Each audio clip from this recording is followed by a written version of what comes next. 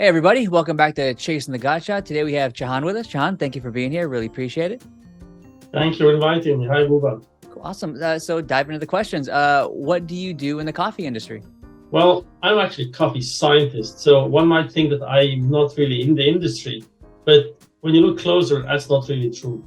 I'm myself CEO of two companies where I do on one hand consulting, on the other hand we are developing products. So I'm working myself in small companies. I have worked with many companies, of course, as a scientist to develop products that you know on the market today, like Atomo Coffee, which is a it's pretty awesome. Awesome innovation. Yeah. Or the Paragon coming out right now from Sasha. Or I work with Southern Coffee as an instant coffee, and really contributed to the development of instant coffee.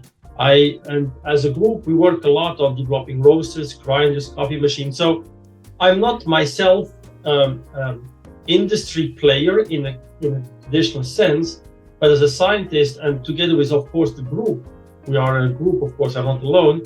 We are really closely linked and closely collaborating and contributing to innovations in the coffee industry. That's, I would say, it's our job in essence is to assist in the development of science-based and profitable innovation for the coffee industry. So we are a partner to the coffee industry, and I think that really the goal of our work is to try to improve and extend the sanitary space of coffee through these innovations. And so I think I'm involved in industry to promoting innovations that are science-based. But before, of course, I did my job, I was fully part of the industry. I worked 12 years at Nestle. Oh, I didn't know that. Interesting. And mainly in the era of aroma science, on instant coffee, on ready-to-drink beverages, but also on single-serve capsules. So from the research perspective, I contributed within the Nestle company. And I learned, that's where I learned coffee. That's interesting. And of course, I was also on the board of directors of the Specialty Coffee Association of the SCAE. Oh, wow, I didn't know that either. Then I was 2 years on the SCAE board of directors. And then we had this unification. Then I said 2 more years on the board of the unified SCA organization, which is, of course, an organization that really supports the industry in many aspects. So I'm not a classical player of the coffee industry, but I have always been very close and collaborating with you've been in and around the industry for a while. That's really awesome. I think a big part of that too, like what you worked on, a big part is a aroma and flavor, it seems like, you know? It is. It's really what's important in coffee, and that's where our initial expertise was. And now we have developed, of course, much more in the technology. We work a lot now on single-serve capsules, also on packaging. The expertise is expanded, but really the core is still the aroma and the sensory experience of coffee. Pretty cool. Yeah, you have a really unique pedergree, I think, your history and your background. So like for you, what would your definition of a God shot be based off your experience? Yeah. The definition has quite evolved over the last 15 years. When I became really a coffee addict and a coffee lover, at the time, espresso was just the ultimate experience, at the time.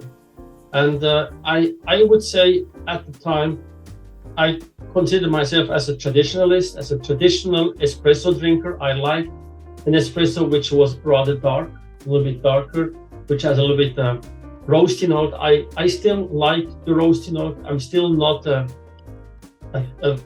full lover of the light roasted espresso. I just prefer the traditional espresso, and that's where I came from. And but I also had always this kind of second thought that it's so difficult to find a good espresso.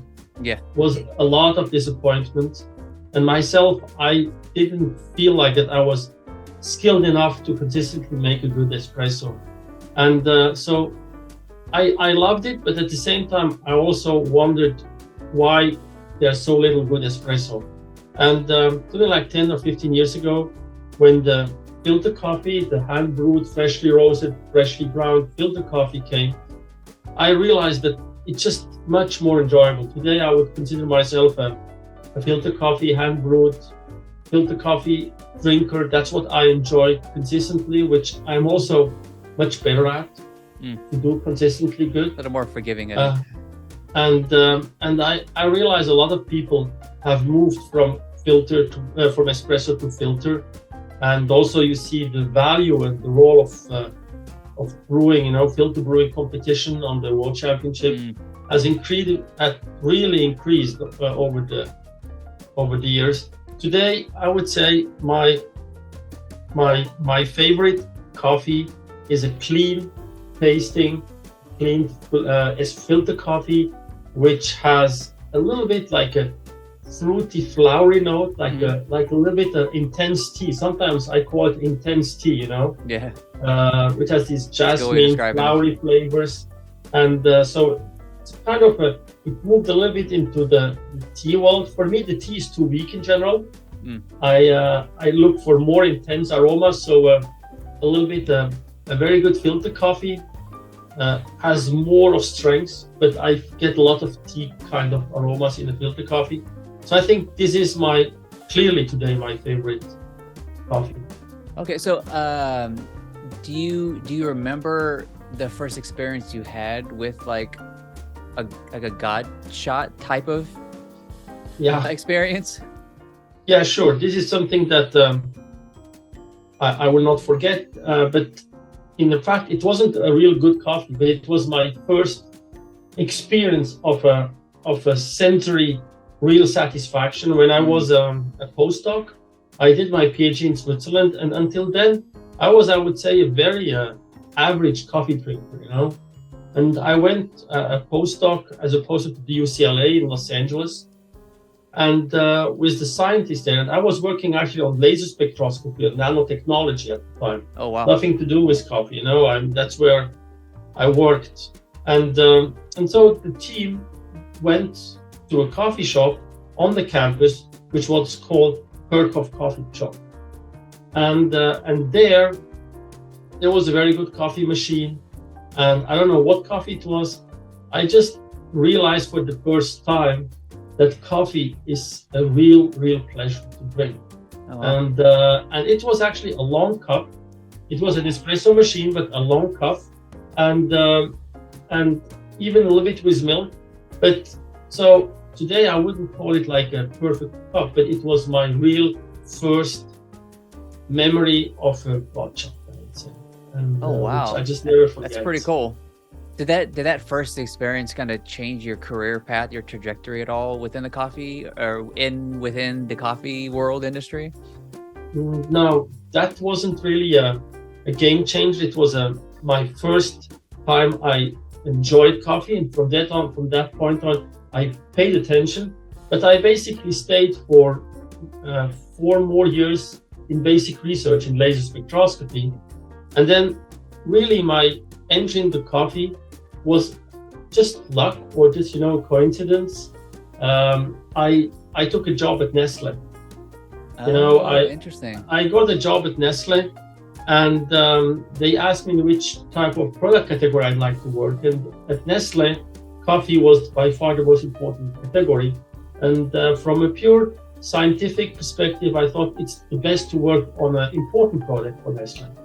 And in '96, I started to work on coffee, and my entry into coffee was not related to my initial experience at Kirchhoff Coffee, I believe.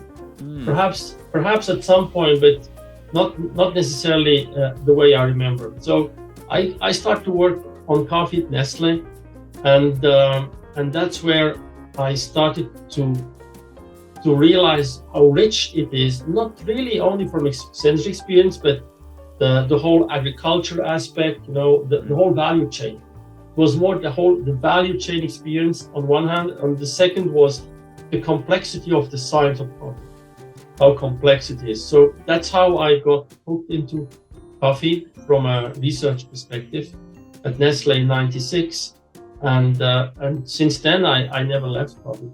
It's a very unique entry into the coffee world. Didn't expect it to, but it ended up happening. That's pretty cool. Do you have any like roasters or coffee shops that you like that you think people may enjoy? Yeah. So, well, there are many good coffee roasters. We order coffees from all these big places, at our university. But when I think of a good place, these are places next to where I live. There are a lot of coffee shops, and it's about 3 to 4 months ago. I don't know. It's less than a half a year ago. When I come home in the evening, I come often home by train, then have a short walk. And at some point, I realized a new coffee shop opened. They're close to the train station, between the train station and my home. And I entered. It was late. And generally, I don't stop when I come home. I just go home.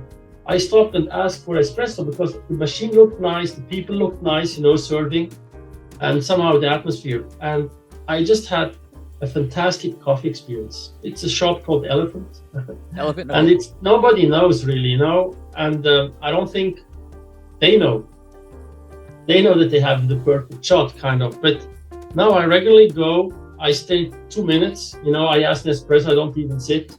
I just drink it and have to go home. And so there are, and I think there are. I try constantly, like small coffee shop in the neighborhood, because I have this experience historically also that it's not the big names who have the best necessarily, Yeah.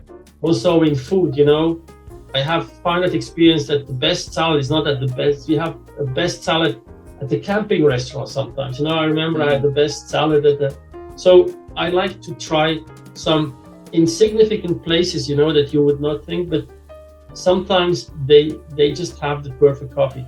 What's lacking perhaps, and that's our fact, is the consistency.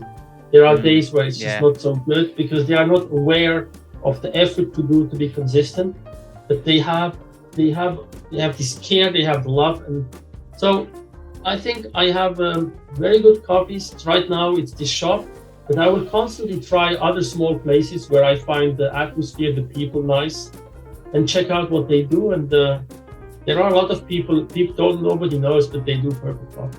Yeah, it's awesome that you're actually going in and exploring the area. I think a lot of people wish they had that little local shop that they can go to on a regular basis that does a pretty solid job every time. So that's cool that you have it right next to you, Yeah. So if people wanted to get a hold of you or kind of follow your career path, your journey, kind of see what you're up to, what are the best ways for people to be able to do that? Well, I guess, of course, people can come and visit us at our Coffee Excellence Center. I'm the head of the Coffee Excellence Center in Zurich. But I think the best place to meet is generally at the big coffee events, at the Expo, at the World of Coffee. So I will be in Portland. I will give a talk there on extract chilling. Oh, wow. I will be, and we will there. We will be going there with our education programs. Now we have a quite successful postgraduate degree on coffee, and so we'll organize an alumni event there. All the alumni will come, and all these participants with postgrad degrees, of course, we meet twice a year. So join the postgrad degree, then you are also in touch with us. The whole group, actually, my people are all teaching, and then Athens, is the next one coming up. World of Coffee. And what we do also is we organize the Sensory Summit. The Sensory Summit in Europe has always been now at the Zurich University, and we will do it next first week of February next year. We will have the Sensory Summit also back at our place, Zurich University. So this big event, Sensory Summit, World of Coffee, Expo, Host is also a place where I go. And I'm very happy to meet people, to talk, and to exchange, to learn from all the people. That's where we learn and we grow. That's cool. It's a lot. So I guess thank you is in general for helping educate and innovate people in the coffee industry. I think you do a really awesome job. So thank you for that. And for those who are watching, thank you for listening, for watching. For any additional information, like contact information, stuff like that, we'll make sure we have it in the description, in the show notes. And also we have a map of the God shots of everybody that we have had on the program, and we map it there. So if you ever are in a specific area and you want to find something local to you that you may want to check out, that's a good place to do it. You can check that out at chasingthegotshot.com. We have links there as well. So yeah, thank you, Chahan, for again taking the time to chat with me and kind of sharing your story and your experience. And hope you have a really good rest of your day. Thanks, Buddha. You have a good day. Bye-bye. Cool. Bye. Bye.